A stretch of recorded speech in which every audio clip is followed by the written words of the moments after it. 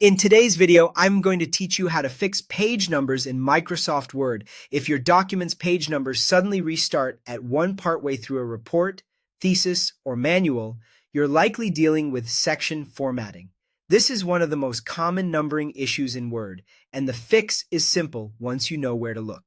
First, open the header or footer where your page number appears. The quickest way is to double-click directly in the top or bottom margin area of the page.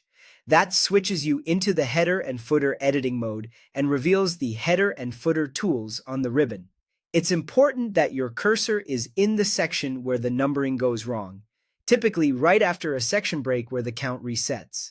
With the header or footer active, look for the page number button on the ribbon. Depending on your view, you'll see it either under the header and footer tab or on the insert tab.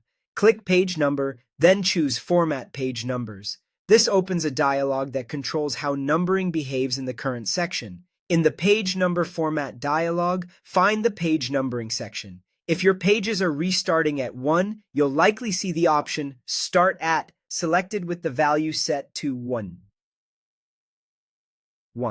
Change this by selecting Continue from Previous Section. This tells Word to carry the numbering across section breaks, so the page count flows naturally through the entire document. Click OK to apply the change. Take a moment to scroll and confirm the numbering now continues correctly across the break. If your document has multiple sections and you see the numbering reset again later, repeat the same steps in each section where it restarts. Double-click into the header or footer of that section, open Page Number, choose Format Page Numbers, and select Continue from Previous Section.